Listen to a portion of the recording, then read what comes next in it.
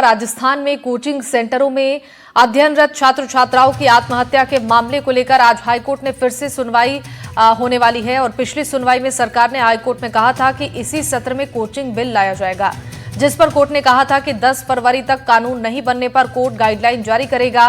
न्याय मित्र सुधीर गुप्ता ने सरकार के जवाब पर सवाल उठाए थे। उन्होंने कहा था कि सरकार लंबे वक्त से सिर्फ आश्वासन दे रही है। उम्मीद जताई जा रही है कि सरकार के रुख से असंतुष्ट रहने पर कोर्ट दिशा निर्देश जारी कर सकता है। सरकार और समय मांग सकती है। आपको बता दें कि राज्य सरकार ने निजी उच्च शिक्षण संस्थानों और कोचिंग सेंटरों पर रेगुलेशन को लेकर विधेयक लाने के लिए विधानसभा से लेकर हाईकोर्ट तक कई बार आश्वासन दिया। उच्च शिक्षा विभाग ने पिछले साल आम लोगों का सुझाव लेने के लिए विधेयक का ड्राफ्ट जारी कर दिया और इससे पहले भी एक बार ड्राफ्ट जारी किया गया। इसके बावजूद विधेयक के ड्राफ्ट को अंतिम रूप नहीं दिया जा सका।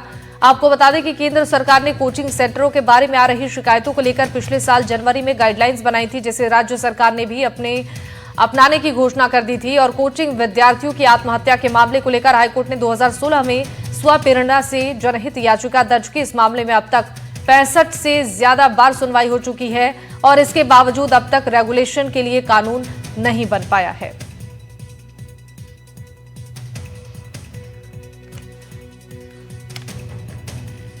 और इस खबर पर जानकारी देने के लिए संवाददाता सोमू आनंद हमारे साथ लाइव जुड़ रहे हैं। सोमू, देखिए, कोचिंग सेंटर्स को लेकर जो बातचीत चल रही थी, अब इस पर रेगुलेशन के लिए कानून बनाने की बात हो रही है। हाईकोर्ट में इसको लेकर आज सुनवाई होने वाली है, क्या कुछ महत्वपूर्ण रहने वाला है? और देखिए, पिछली सुनवाई के दौरान कोर्ट ने साफ तौर पर सरकार से पूछा था कि इस बारे में वो क्या करना चाहते हैं, उनकी क्या कार्यप्रणाली रहने वाली है। तब सरकार ने ये कहा था कि मौजूदा जो विधानसभा सत्र है, बजट सत्र चल रहा है, उसी में वे कोचिंग संस्थानों के नियमन के लिए, उनके रेगुलेशन के लिए बिल लेकर आने वाली है।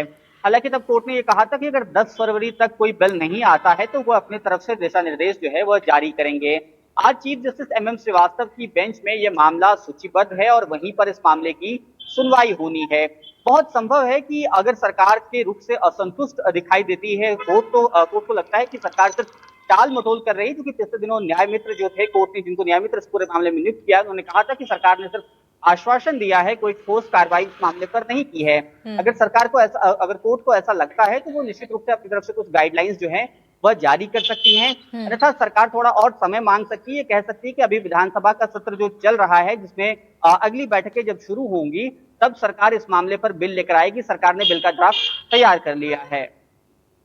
बिल्कुल, देखिए, जिस तरीके से इस पूरे मामले को लेकर पहले भी सुनवाई हो चुकी है और कोचिंग संस्थानों के रेगुलेशन को लेकर कानून बनाने की जो बात की जा रही है, कोचिंग सेंटरों में छात्र छात्राओं की आत्महत्या का मामला बढ़ता जा रहा है और चिंता का विषय है, जिस पर हाईकोर्ट ने भी प्रकाश डाला था। लेकिन अब ये आपसे जानना चाहेंगे कि कोर्ट ने जो गाइडलाइंस जारी करने को लेकर कहा है, लोगों का इसको लेकर क्या कहना है? जो छात्र हैं उनकी तरफ से क्या रिएक्शंस आ रहे हैं? और देखिए, बहुत साफ है क्योंकि ये गंभीर मामला है और खास तौर पे राजस्थान के अलग अलग शहर, कोटा और इन दोनों सीकर भी इन खबरों के लिए, बुरी खबरों के लिए चर्चा में रहता है। हमने देखा कि राजस्थान में, राजधानी जयपुर में ही पिछले दिनों 2 मामले अलग अलग जगहों पर सामने आए, पहले MNIT में, फिर राजस्थान विश्वविद्यालय में भी। तो जाहिर तौर पे एक तरह से नियमन की आवश्यकता है, लोग इस बात को महसूस कर रहे हैं। स्वयं छात्र भी ये कह रहे हैं, जो विद्यार्थी पढ़ने आते हैं, कि जो दिशा निर्देश जारी किए थे केंद्र सरकार ने, उसके आधार पे ठोस जो कानून है वह बनने चाहिए।